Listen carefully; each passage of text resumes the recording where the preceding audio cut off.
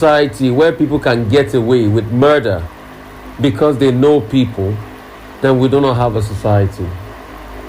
But one of our biggest mentality problems is that as long as you know people, you can get away with illegitimacy. We even fashion this mentality under the subtext of the person will change. Yes, the person will change does not mean that we should condone evil when evil is done.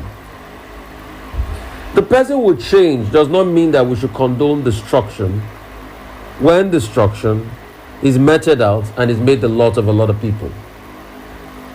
This mentality carries on into many affairs of our lives. People that are not qualified, that don't meet the threshold to get into university, are allowed to get into university because of this mentality. People that do not do things right in universities are allowed to pass with flying colors just because they sleep with the lecturer in university. The mentality is the fact that you can get away with anything as long as you know people. It is that mentality that has given birth to a society of people that have disrespect for the rule of law and they think they can get away with anything.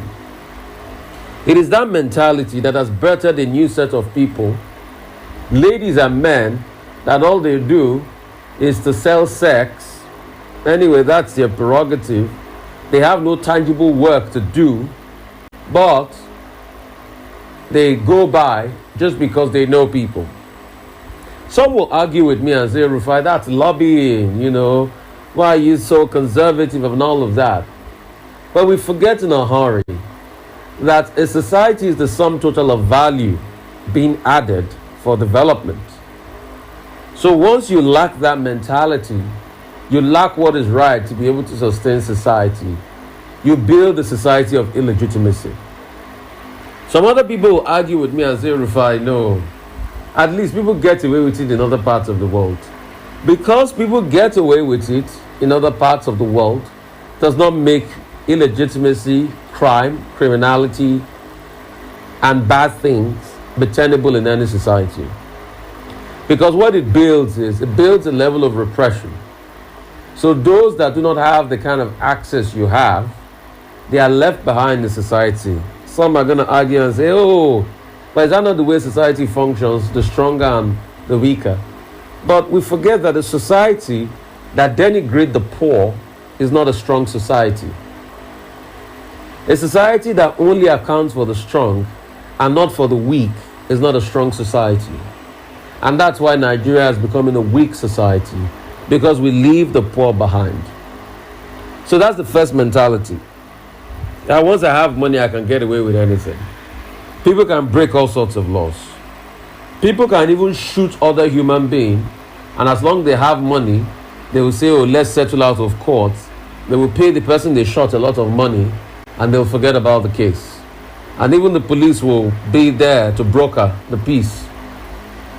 And even the legal system will be there. But you see, increasingly, when this continues unabated, you start to lose the trajectory and the joy of what a society is. And it only continues because nobody stops it. And the failure you have becomes systematic. If it happens once, it can happen again. If injustice happens once, it can happen again. If you can bribe people in authority once, you'll be able to bribe them again. Once it happens once, there's no capacity to be able to stop it. And it becomes repetitive. So the burden of society today has become that of people that get their way as long as they know people. They get their way as long as they can put their body down for sex. They get their way as long as they can give money to authorities. Yes, they can get their way. They can give them let my people go. But the question is, does it build society? No. Even when people argue and say, we should not be too righteous, we should not be too sanctimonious, But it is righteousness that exalts a nation. Have you ever wondered why the Bible talks about righteousness being only the forthright thing that exalts a nation? Sin is a reproach. So when you have a nation that is reproached, it's as a result of the constancy of the reproach of society we have developed. And when you develop that, it becomes problematic in the long run because nothing moves in the society. It is only illegality that moves. Because the truth has to be said. When illegality moves, it envelopes the trajectory of society and destroys the fabric of society. And you see, the thing about illegality is that there will be people that will support it and defend it because they are benefiting from it, or because the people they support are benefiting from it, but it doesn't make it right. And many years down the line, the people that are speaking up against illegalities today will be the true heroes, while the people that supported it will be the true losers. Because the truth has to be said, you cannot build a society on things that are not right and are not just. So that's the first mentality we need to make do with. We need to push away from our society.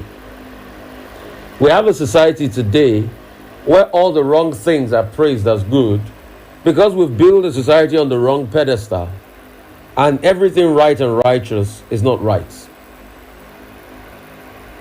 That's one.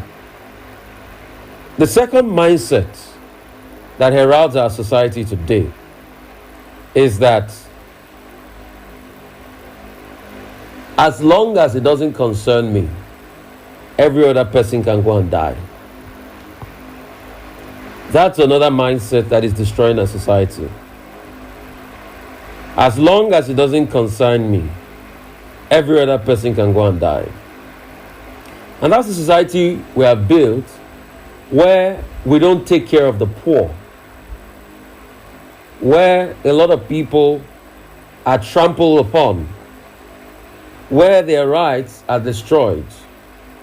That is what we have systematically built, and that's why today we have well over 130 million poor people. As long as you can make money for yourself and your family, it doesn't concern me. The truth is, when you make this money for yourself and your family, are you going to live in isolation from the reality of your society? And the so-called society you relocate to, you forget in a hurry that it is justice, equity, fairness, and capacity to do good that builds such society. Is that what you forget in a hurry? So we are on multiple platforms now. We are streaming on YouTube at 90.3 FM. A lot of carriers are also carrying us. We're live on radio, 90.3 terrestrial radio in Lagos and other parts of the world. We're also going to be on Spotify, the live stream on Spotify doesn't have a live stream. So we're going to record this and put it on Rufai Speaks podcast on Spotify so you can listen to it again.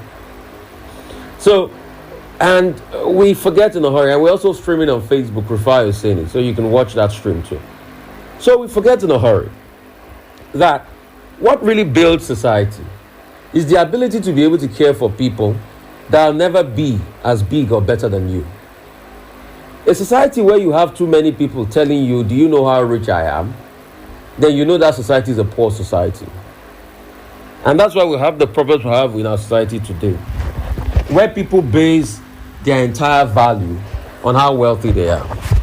If you have to tell the world that, see, I pay, I do this, I do that, I'm worth over this, I'm worth over that, I'm worth this, I make a lot of money, then it means you're a poor man.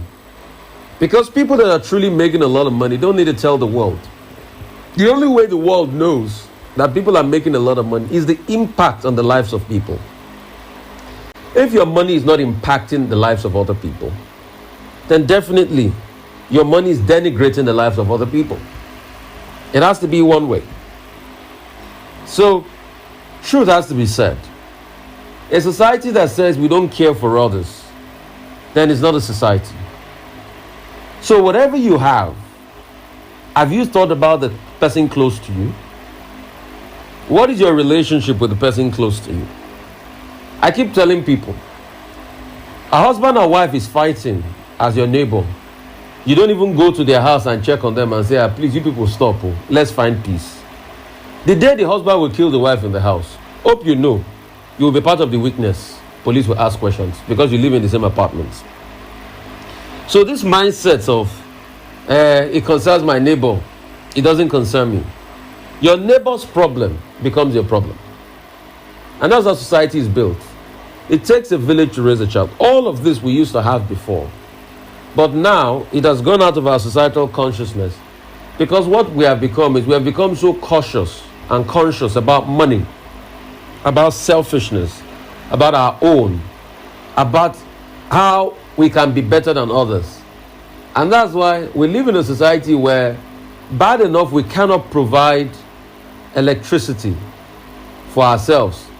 But when we buy a generator to pollute our environment even further, we call it "I better pass my neighbor."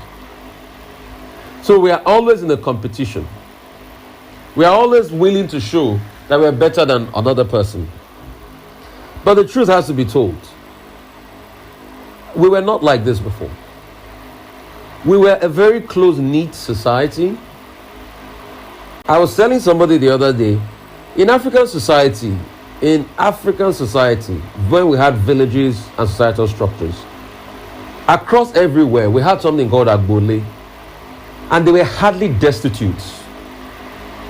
If you had come to that African society in the 1700s, you will hardly find destitute, because everybody came from a homestead. And in the night, before the homestead shuts their gates, they will ask, has Lagbaja's daughter coming?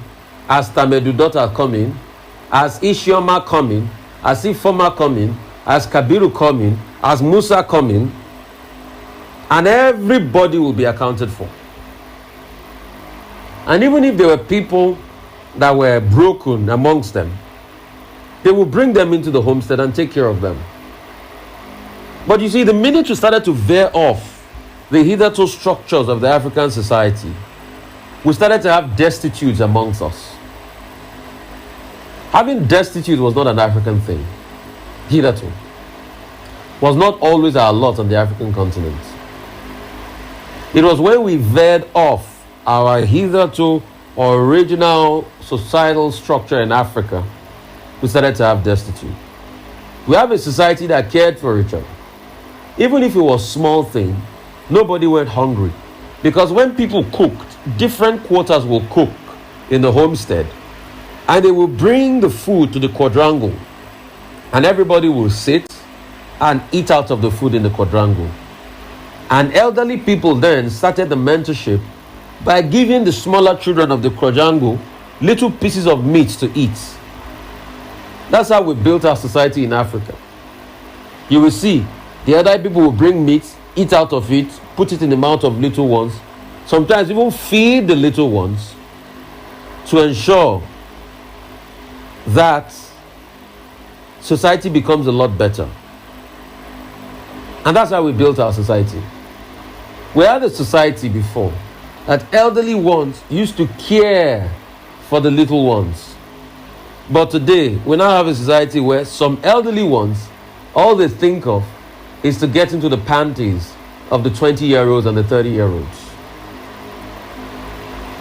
So we've lost the trajectory of society. And if we do not go back to that model where we should truly care for people around us, then how can we build a society? Because there is nothing you have today you will take away with you. I keep telling people that. Today, since my father died, the home where I shared my childhood memories, everything is all locked up. Why? My father has died. I have gone to chase my career. My siblings have gone to chase their career. They live in many other parts of the world. They are scattered all over the world. So who lives there? Tenants, probably. So the so-called house you claim you own, you don't own anything. Don't deceive yourself. The only place you truly own is 6 feet under the ground. That's the true. The greatest real estate you truly own till eternity is just 6 feet dug under the surface of the ground. That's your only real estate. No matter how much land and acres you acquire, the true real estate you own is just 6 feet dug under the ground. So the moment you realize that, how about you using your wealth to better society?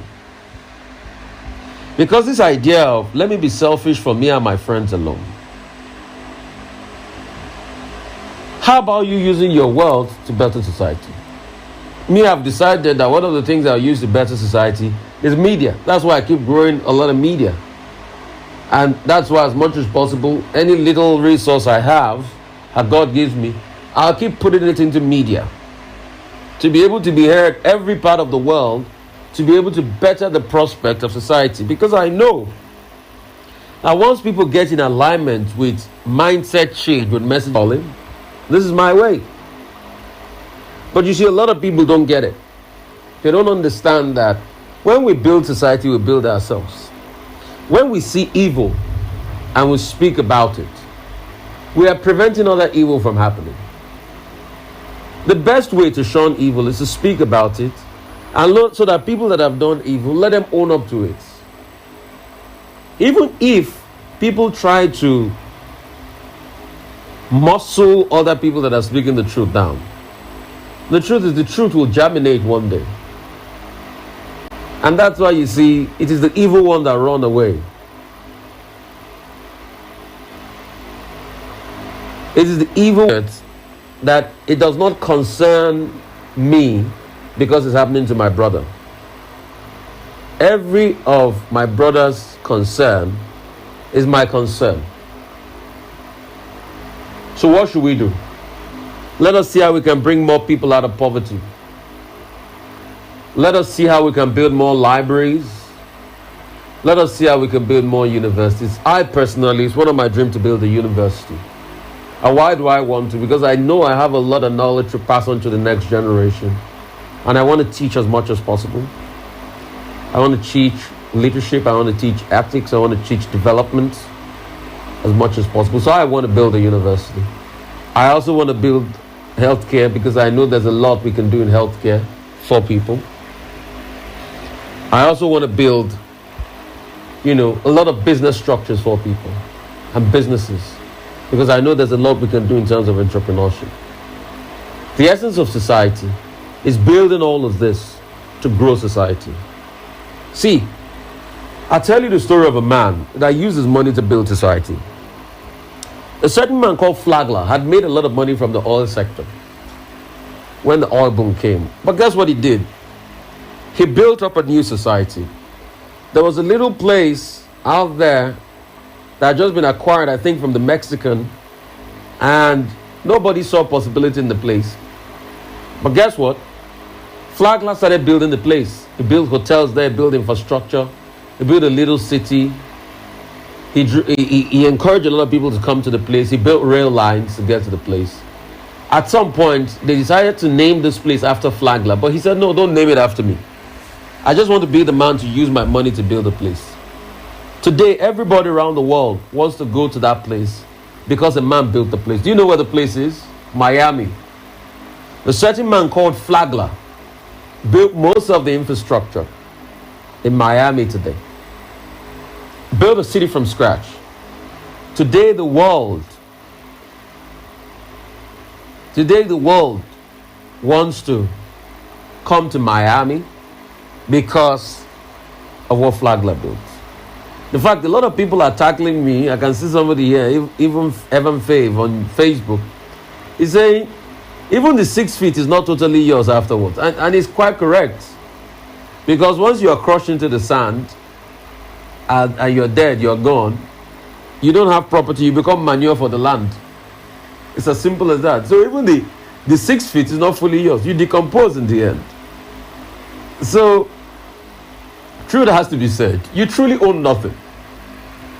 And I think, let me repostulate that theory by saying the thing you truly own is the place you live in the hearts of the people. That's what you truly own. The place you live in the hearts of people. Let me rephrase that. You don't own any earthly property. What you own is the place you live and the memories you live in the hearts of people.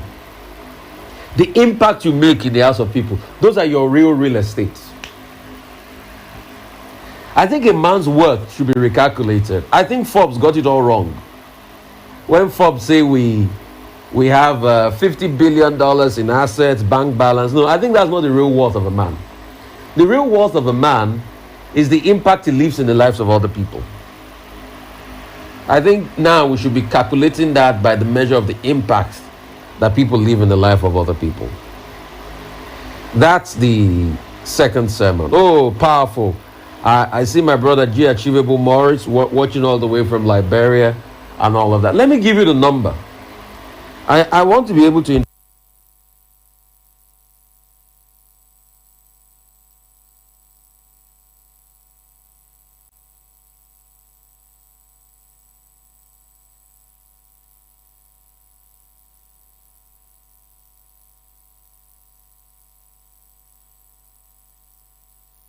It's a very important topic in our life today, because one of the greatest problems of humanity and in understanding self is the loss of mentality. A lot of human beings were wired with the wrong mentality. And once you have wired with the wrong mentality, whatever you do, you keep struggling, because you are wired with the wrong mentality. The success or development or prospect of any individual or of any nation is incumbent on the mentality at which that nation is wired.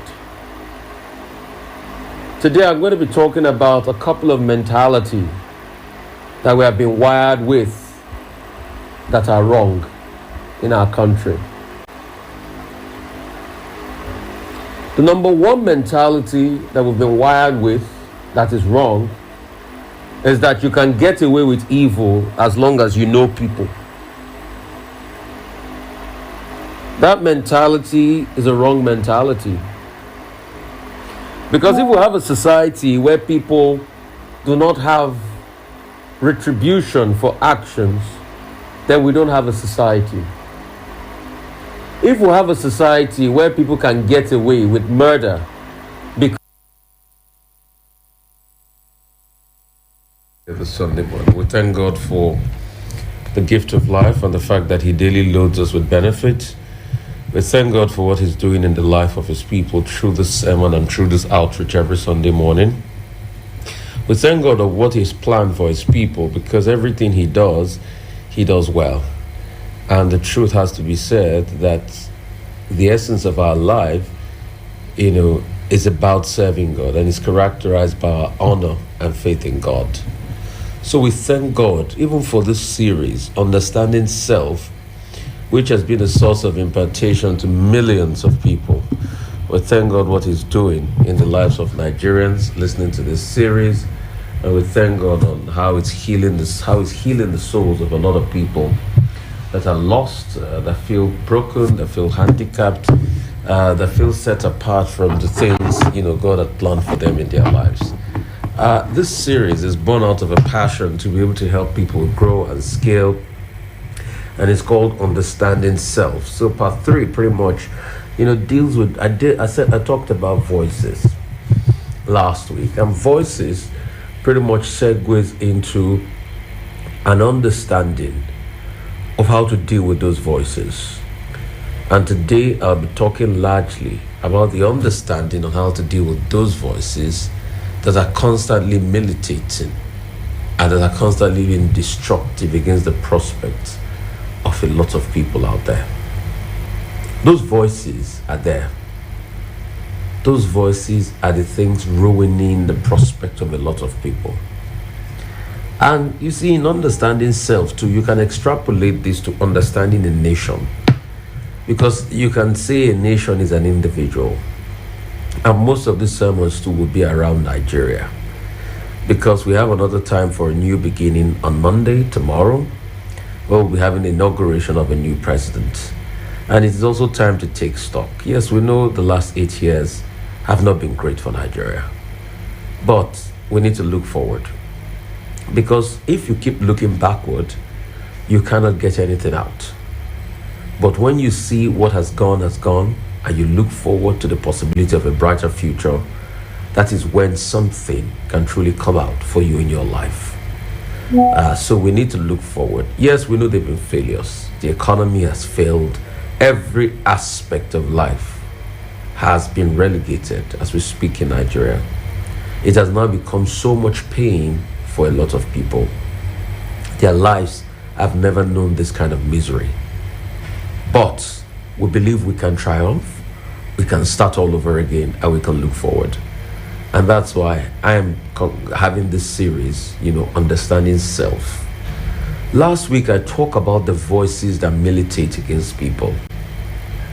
Let's also say those voices militate against Nigeria. For instance, what are the voices that militate against Nigeria?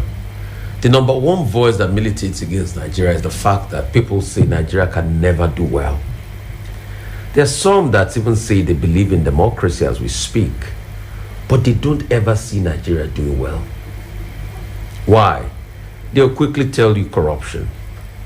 They'll quickly tell you bad leadership. They'll quickly tell you all sorts of nefarious vices in society, militating against the growth prospect of a lot of people. And the truth about it is, yes, they are right on all those things they told you. But also, you must be able to hope against hope, one. Two, you must also tackle those problems head on by saying the truth. The problem with Nigeria is the fact that you don't have a lot of people that want to speak up and say the truth. Those voices are there in our heads. But in solving those problems of corruption, you must have people that will say the truth and say it the way it is. But because people benefit, they don't always like to say the truth. And when you don't say the truth about a situation, you cannot move away from those situations. There's a voice in our head that says things can't be good. But in challenging that voice, what truth are we speaking? Part of the truth is speaking is to condemn corruption. But you see, in Nigeria, a lot of people only condemn corruption when it is somebody they don't like. When it is somebody they are benefiting from, they affirm corruption. But except we collectively have a society where we speak the truth, because now we're extrapolating ourselves as a society now.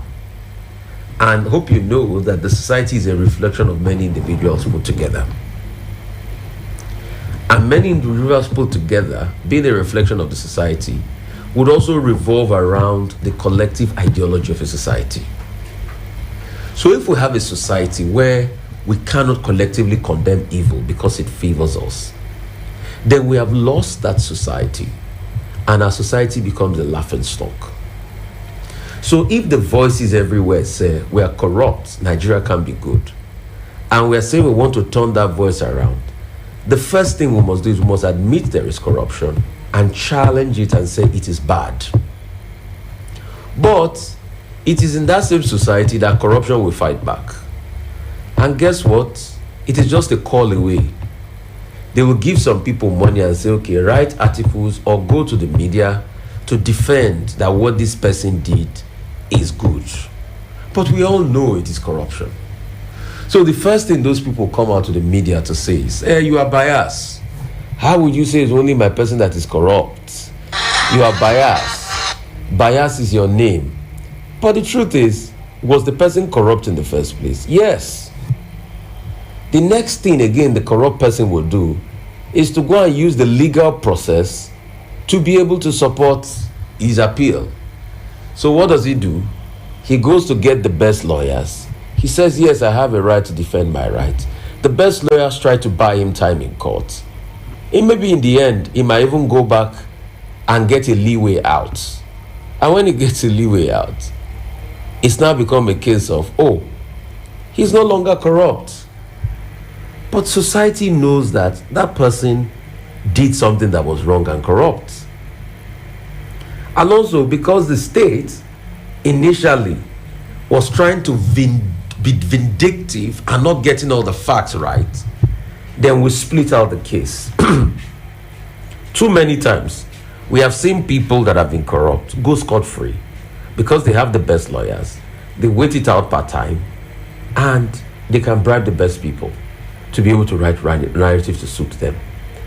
But all of those things cannot build a society. If we don't have a society that can tell the voices in his head that, see, yes, what you did was not good. Yes, we admit there's a level of corruption. There's a level of society getting bad that we need to talk about. There's a level of things inhibiting society that we need to talk about. But if we don't have a society that speaks firmly against things that are evil, that are wrong, then society can never move forward. Then those voices will continue. So the question is, how do we want to solve the challenge of those voices we have? The first way to solve the challenge of the voices is by admitting and interrogating those voices. See, don't get me wrong. It is not all the voice that will be true, but some out of the voices might be true. Voices like, oh, you are not working hard enough, might be true. Yes. Voices about criticism of the way you put in effort might be true. Voices about, oh, you are not doing the right thing, might be true. So, part of the voices, there are some that are lies. The some that are lies might be a lot. But it is for you to sieve out the ones that are lies from the ones that are true. And the ones that are true, the question you should ask yourself is, how can I better my prospects? How can I turn my story around? How can I turn my life around? Olayinka Van Hoot, I can see you. Thank you for joining us. How can I turn my prospect around? Because you see, the truth has to be said.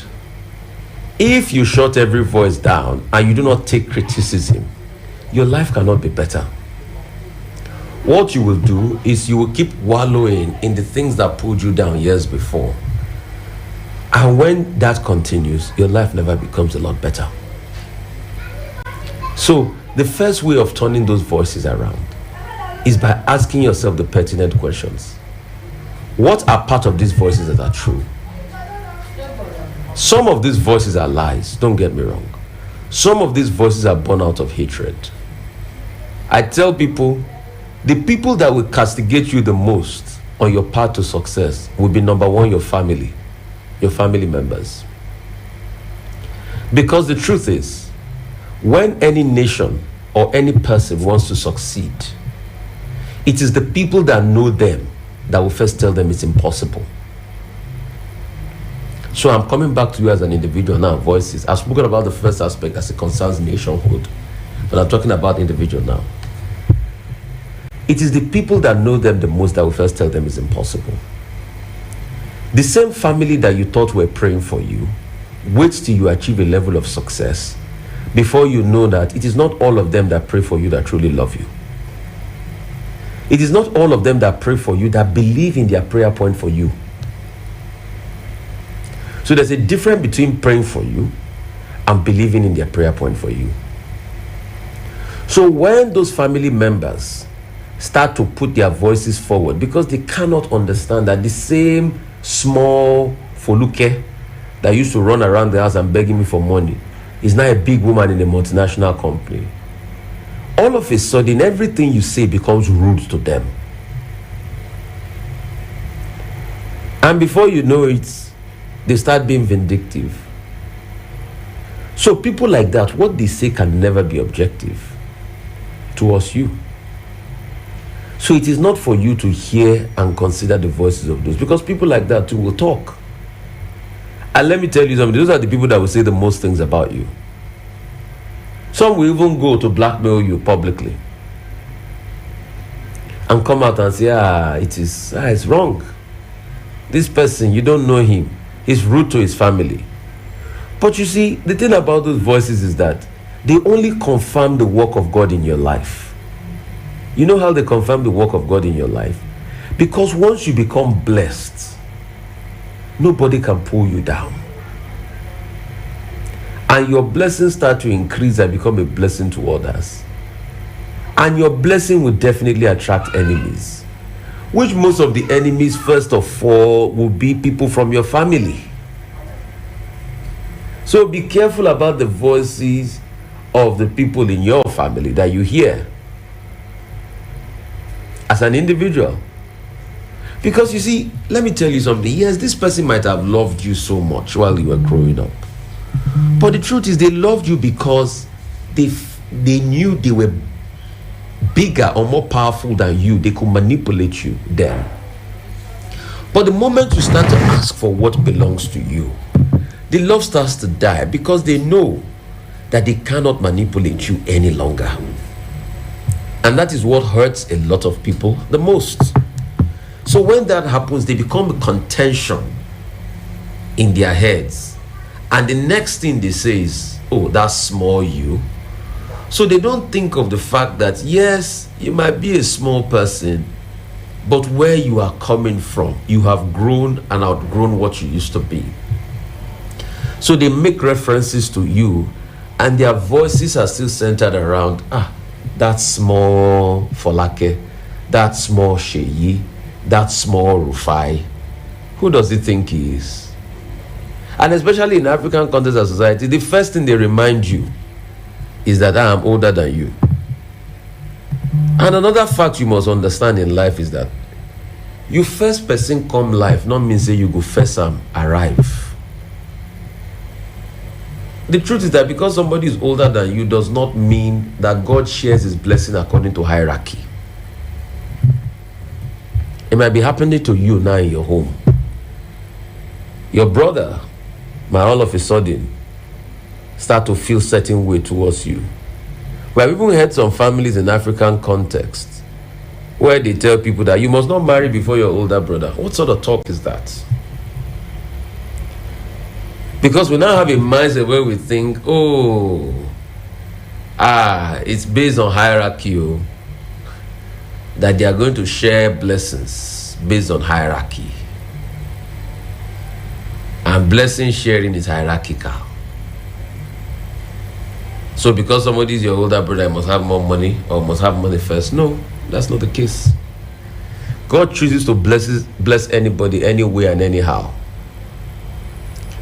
But a lot of your family members will not understand it. And this will become as a result of the voices in their head. So please be ready. They will soon say you are rude. The next group of people that will say you are rude are your classmates. Because yes, they saw you in their lowest ebb. But the mindset of a human being is that they think you will continue to be where you used to be. You remember what happened on the Mount of Transfiguration? Things are transformed.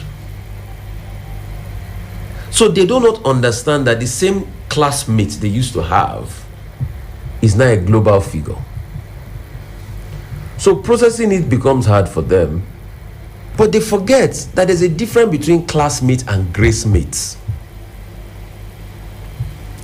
So this group of people start to say all sorts of things. They become voices in your head. But let me tell you something. See, if you try to listen to their voice and believe that it is out of objectivity, you will injure yourself. You will injure yourself. Because most of the things we will say will not be from a place of objectivity and strength. It will be a place from a point of hatred. Because they can't just believe that you have accelerated and risen. They still believe that you should be in the same level with them. So the thing is, because you were in primary 2 with them, primary 2B, they still say, we were both in primary 2B together. But today, you are the governor of your state. But they still think you are both in primary 2B. In fact, because they used to do better than you in class, they say, I used to become first, he used to become 10th in class. Yes, but he's 10th, but he's the governor of his state today. So, for the fact that you were both in the same class at a point, doesn't mean you will be in the same class forever. Class changes. But all of a sudden, you start to make enemies. And these enemies come with voices. But it's not every voice you listen to. But in all of this, there will still be some people that will be true to you and be objective. And when you are wrong, they'll tell you are wrong. Because you are human, you can't be wrong. But you see, the higher you go, the voice of reason will shrink. Except you deliberately surround yourself with people that can uphold you in reason. The higher you go, the voices that increase are the voice of sycophancy and also the voice of criticism and pull down. There will be some people that will be close to you and their voices will be, you are the everything. They are mostly sycophants. There will also be some people that will be close to you. Their voice will be the voice of criticism because they don't agree with you. But despite the voice of sycophancy and the voice of hatred and criticism, over criticism, there will be voices of reason. Thank you so much for the love. I can see you. Madam Muffle, Obi 12 Obi, good morning, greetings from Mauritius. Lanka Van Hood, bless you. There will be voices of reason. The voice of reason will come with praise and criticism. And these are the voices that will uphold you, that will be true to you. But there will be a lot of overt praise. That's what I call sycophancy.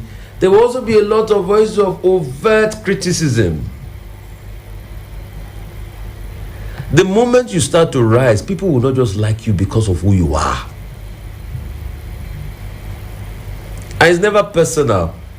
One thing they never tell you when you pray for breakthrough in life is that the bigger the level, the bigger the devil.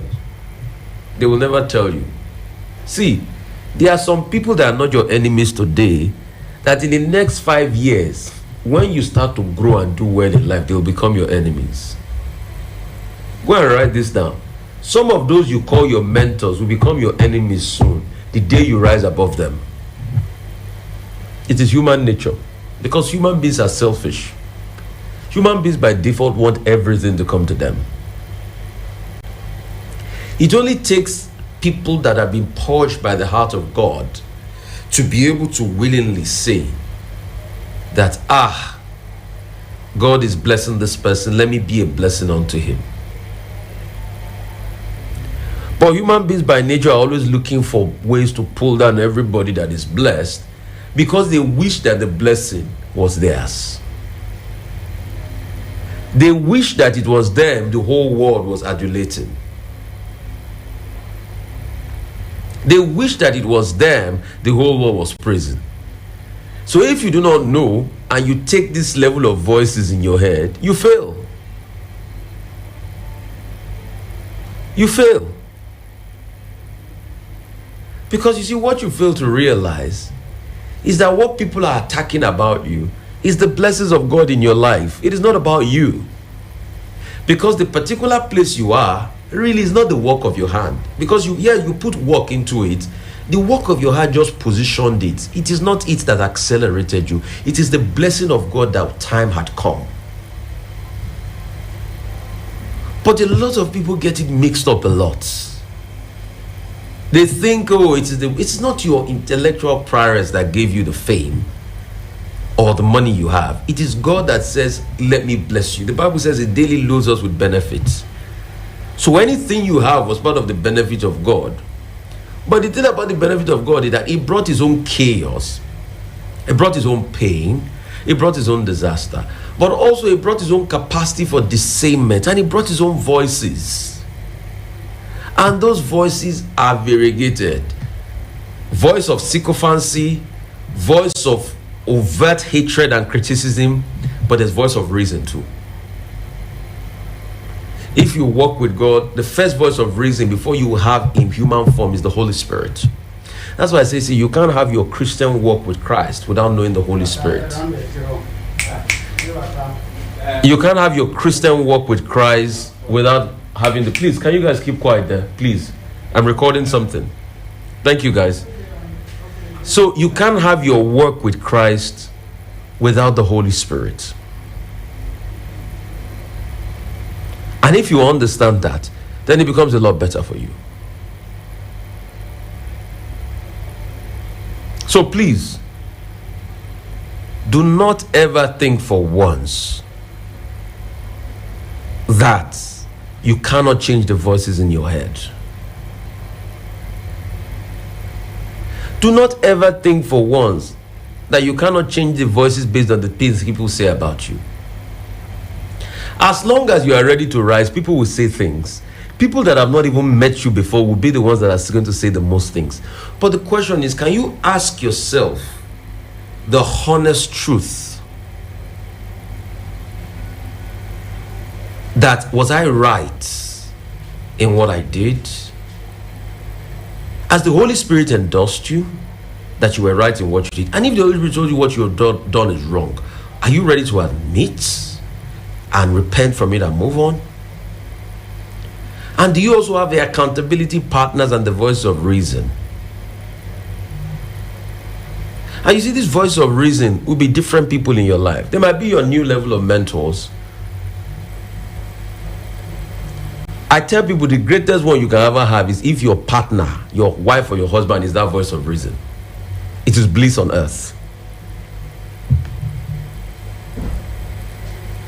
Because these voices will abound. And let me now extrapolate this to the leadership as we're having a new president. Which voice is the president going to listen to? Is he going to listen to the voice of the sycophants? Because the voice of the sycophants abound. You will have a lot of them just because what they gain from you. And sycophancy is on many layers. The day people align with you, yes, you become a hero. But the day your views and perspectives don't align with them, you become a villain. There are some people that will adulate you just because of what they want to benefit from you. So what are the voices that you are listening to as the president?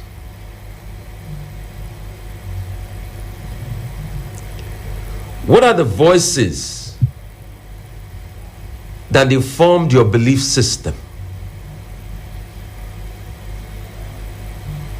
What are the voices that informed your disposition to life? Those are the most important questions you will have to answer.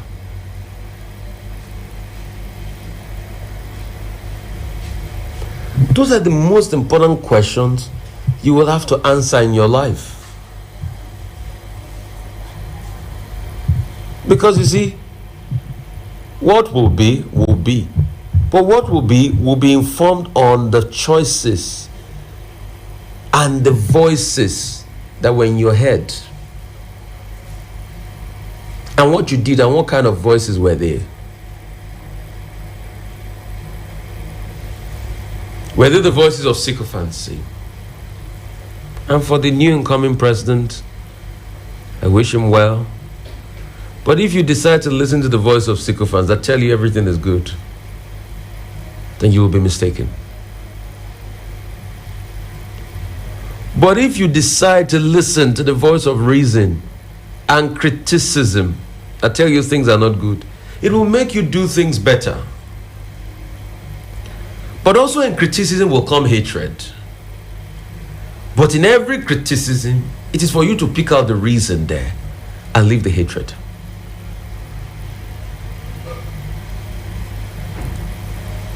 So the voices you hear will matter a great deal. And for every leader that will be sworn in, every state governor, 28 state governors, what will be the voice you will listen to? Will it be the voice of reason or the voice of sycophancy? Sometimes the voice of reason is brutal because it's the truth. It might be said in different forms, but once you pick out the strong logic out of it and you make it a mantra in your life becomes a whole lot better. So please ask yourself this pertinent question. Because as you grow in life, those voices will come. They will dominate and herald your world. They will be the factor of your life.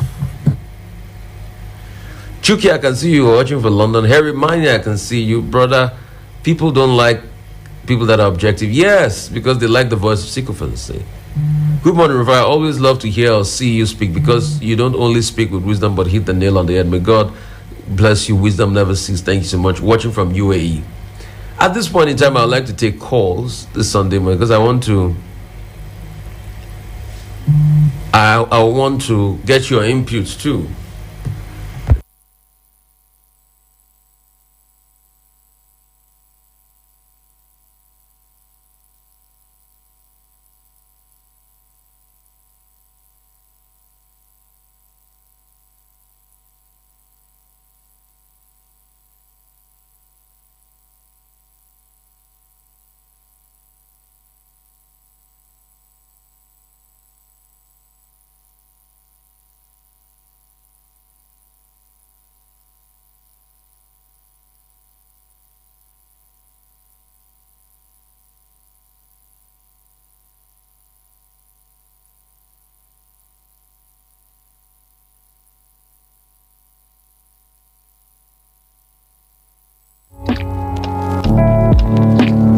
Radio station is supposed to inform. Recently, that people are getting to know about themselves, about their physique. That is women, black women. Educate. So what you need to do now is go to www.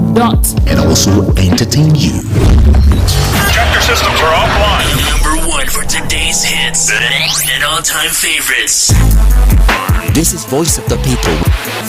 But wait a minute. When it's time to speak your mind, where do you go? Don't go too far. Here at Voice of the People Radio, VOP 90.3 FM, we give you a voice. It's about that time for this conversation. We want to know what the public has to say. Your voice. First subsidies removed. My voice. Our voices must be heard. Problem here, as long as I'm concerned, it's not helping the society because the way things are going now, everything has gone up. For current news and daily updates, trends and vibes, vital information and more. Tune in daily to the best radio station.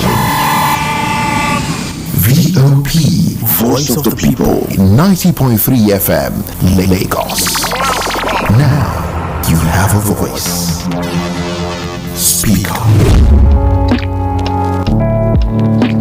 A radio station is supposed to inform. Recently, that people are getting to know about themselves, about their physique. That is women, black women. Educate. So what you need to do now is go to www. And also entertain you.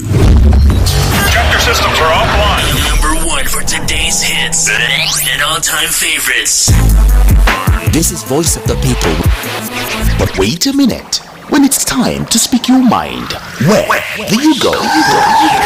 Don't go too far. Here at Voice of the People Radio, VOP 90.3 FM, we give you a voice.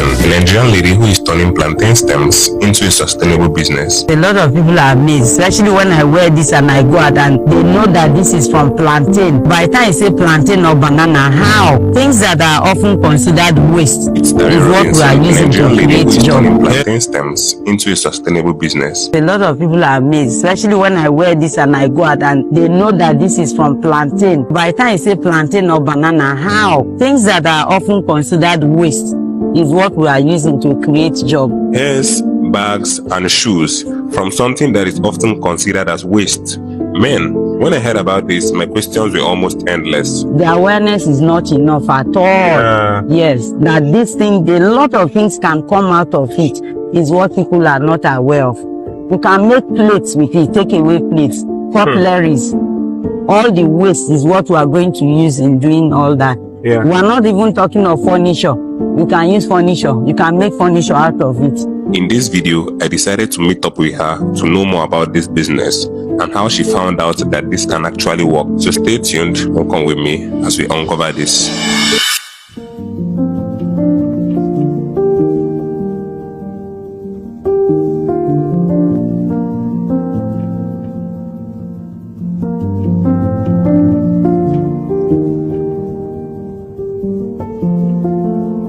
So hello guys, you're welcome back once again to the channel. So this particular video, I want to meet up with this amazing lady that is making hairs like attachment from plantain stems. And this is, I was really curious when I heard about this. So I came to meet her and I want her first of all to introduce herself to us and tell us more about how she started and all of that. So without wasting much time, you guys know I don't like to talk too much. I'll let her do the introduction herself. So ma, please, what's your name? And if possible, the name of your brand. Okay. My name is Tare Robinson Korumene. And well, as a company, it's EcoFit Nigeria Limited. But for the hair, it's Dunali Hair. That's the brand name, yes, for the hair. So, just drive us through what you guys do here. For now, we are making hair extensions from plantain and banana pseudo stem. The waste, when you cut plantain and the waste that comes out, mostly when the farmer collects his fruit, the tree, we call it, to simplify it, is the pseudo stem or trunk, but simple terms it's called the tree. So they just cut the fruit and then cut the tree, scatter it in the farm, and it rots away like that. So that waste, that tree that is a waste, that's where we extract out the fiber. There's a fiber in it. So we extract out the fiber and then go through a process of softening it. And then after the softening, we also dye it to different colors. Wow. How did you get to know about this? Well, first, as a child, when we are growing up, you see it in most communities, especially girl child, use that plantain stick to make dolls. So that's where I started. But I never knew I can do something more out of it. So during the COVID, I was doing a lot of research on plant-based materials, and I saw a video in Uganda where they were using this to, in fact, it was even sasal plants that I saw that they use in making hair extension. And I was like, how? Then the next thing I saw the plantain own too. So my first step was how to extract it out. So I just called some friends and we went to the farm and then cut the trunk. We came back and we started extracting it. When we extracted out the fiber, it was strong, hard, so to speak. And so everybody was like, no, this one will not be good for hair. I said, okay, we have to work on softening it. We started with chemicals. But at the end of the day, I said, no, I want to do something unique. Because even when I listened to others who have done it in other countries, they were going through chemical processes. I said, no, I want to do something different. So I started working on the softening process with plant-based materials. And until we got to where we are. So everything we do here is more of organic. Yes, organic. No chemical at all. This is the same hair you're putting on? Yeah, sure. Here in this your company, because I'll call it a mini company. Mini factory. How long have you been into this? Since 2023, 2020, right? Yes, like, but in between, we braked because of the flood. We were in fact planning an exhibition before the 2022 flood came. So everything was destroyed, kind of. So we had to just slow down until the last year we started the thing.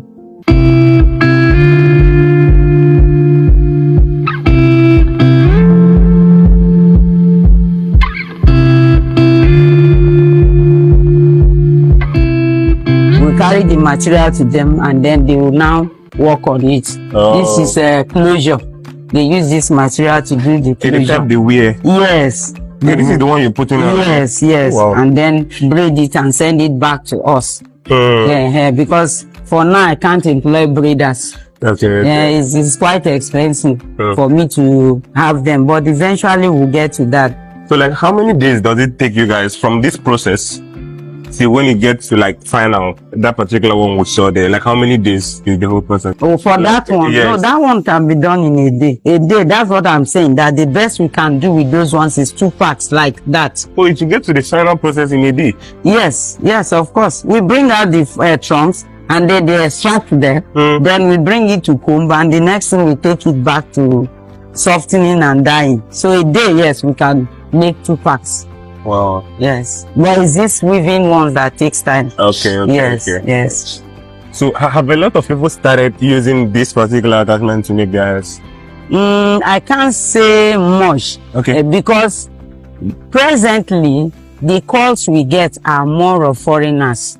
Yes. You know, the developed world, they appreciate natural things than us over here. Yes. So I've been receiving calls from outside, those who want to buy. And not some even want to be distributors. Yes, but we are like taking our time, because for now, like I told you earlier, we have challenges of machines. There's a way people begin to place orders and will not be able to meet up. So we have not started receiving orders, so to speak. We are still experimenting. Let me say we are still experimenting, but then we have gotten to the point that we know this is the product. Because the product itself is something in between natural hair and then the synthetic. Is a product on its own. Yes. Plantain fiber extension is a different thing. So the texture is not the same as human hair texture. It cannot be the same. So people need to know that. Yes, because sometimes some people will just touch it and say, this thing is different. I say, yes, it's different. It can't be the same. But the beauty of it is that it's reusable.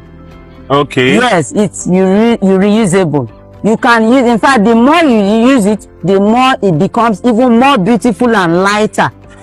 Really? Yes, lighter.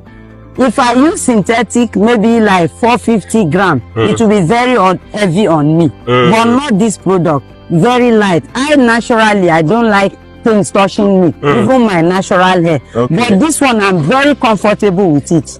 Very, yes. And it's also itch-free. It doesn't itch. We have worked on it. It doesn't itch.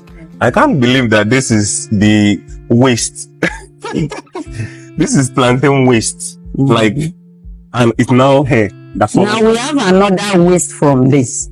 As they are combing, you can see waste coming out. That waste itself, we are using it to make pillow. Can you bring that pillow? Let him see. Yes. We are still working on that. So like nothing goes to waste? Nothing is wasted here. Nothing. Nothing. The waste that we are pouring there, you can see mushroom is growing there. You can go and see mushroom. All the places that we have poured the waste. Not this dry waste, but the liquid waste that we pour there. Mushroom is coming out. That's a pillow. Is this waste that is inside here? So the waste from here. Yes. Oh, I see. So we're still working on it. And it's going to be really soft. Of course, we will work on it and it will be softer. We just experimented it and we know it's workable. So we'll still work on it. So that nothing is going to... Nothing. Okay. Yes. We can say the whole process starts with the trunks.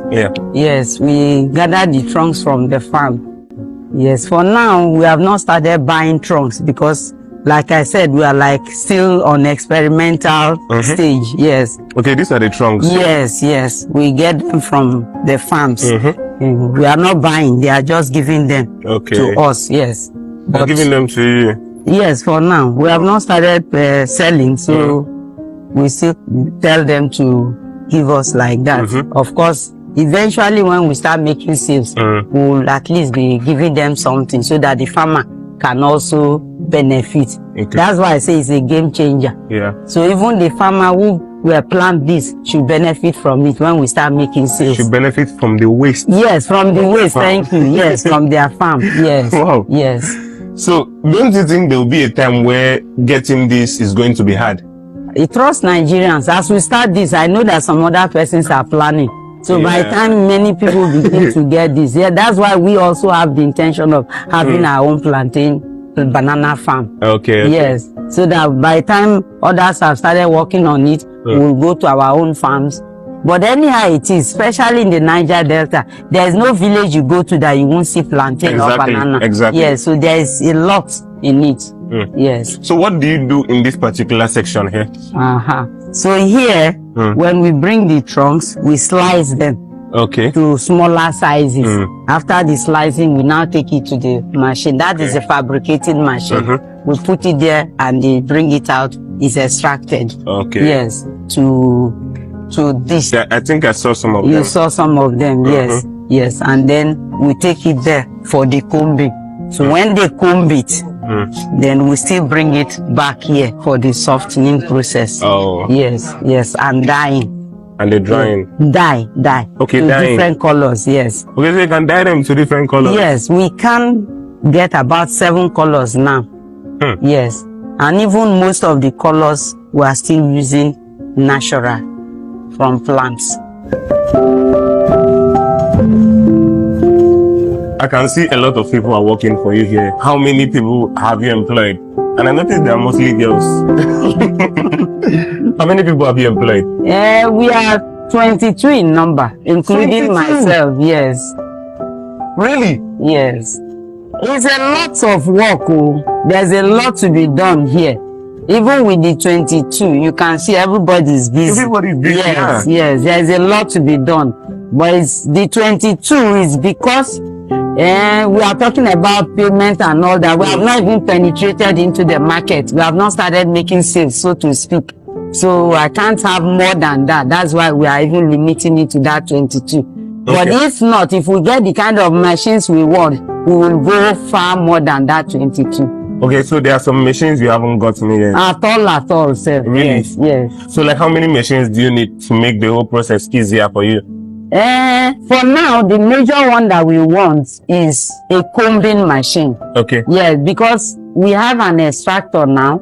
Even that extracting machine is not enough. One, you can get maybe about maybe 5-10 kg a day. So if you go to India and some other countries, that extractor, you have like 10-15 in a factory. So even that one is not enough at all. But with that, we still have the old one that we had, so we will work on that. So maybe in a couple of months time, we'll have 2 extractors. But with that combing machine now, presently you can see they are doing manual combing. Yeah, so it takes time. The best we can get from this is just 2 packs a day. Yes, but with that combing machine now, once we extract and then the machine combs it out, it becomes faster. With that combed product now, we go for the softening, dyeing, and then we bring it back for the finishing. This is the final finishing. We use electric combs to do that combing. Yeah, so with that kind of machine, we should be talking about maybe 20-30 packs a day. Yes. That would be a lot of production and more money is going to be coming. Of course, yes. Yeah. And then the price can even come down. Okay. Yes, if we increase production, of course, price can come down. What's your drive? What keeps you going? I just want to make a difference. Something unique. And already I'm seeing it because a lot of people are amazed, especially when I wear this and I go out and they know that this is from plantain. Out there is more of banana they call, but by the time you say plantain or banana, how? So that uniqueness in it gives me joy. Just me and the team. It's not just me, it's a collective effort. And so we are all happy that we are making a difference in the society. Yeah. But currently you guys have not started making money, or? Not at all. Not at all, yes. Okay. So how do you now pay the workers? For now, sincerely, is support from friends. Really? Yes, for now. Because we have not really started making sales. Just family and friends. Wow. Yes. Yes. That was a lot you have put in. The really only sales that I can say we have made is those who bought samples. Yes, 2 different persons have bought samples, and here in the US, they want to partner with us. They want to be distributors. So they are making arrangements for the packaging and all that. So when we start making sales, that's why we are just managing to pay them a little so that that can cover for their transportation. Yes, so I can't really say we are paying. I appreciate all of them. It's a sacrifice. They are all excited too to know that, because if they hear that the work is there, they come and they see what is happening, they are all excited. No, I want to be part of it. So everybody here is making a sacrifice. I don't want to say we are paying. We are just giving them something to keep going. Yes, at the end of the month, just 20, 30, and they go home like that. Oh, okay. Yes. So now, if people make orders for this hair, can you supply? How many can you supply? Let's say people start calling in and want to buy. How many can you supply people? That's why I say, because of the challenge of having that combing machine, we can't really supply much. The best we can make a day is 2 packs. 2 packs. So 2 times 25 working days. That's 50 packs a month. That's the best we can. Because of the machine? Yes, but as I talked to you, like, this machine is fabricated locally. Oh, yes. Okay. Yes, I did research on it and I gave it to my manager. He did his own research, and we met a fabricator in Lagos and we worked on it. So this machine is even our own product too. And then we are still working on the combing device with that same method. Yes, so it's not imported. Okay, but at least you can supply a couple of these hairs to people who want. Yes, yes. Thank you for watching this video. If you enjoyed it, please like and subscribe to the channel for more amazing videos like this. And also, I would appreciate you if you support Mrs. Tare on this amazing journey. And once again, enjoy the rest of your day, and I'll see you on the next one. Peace.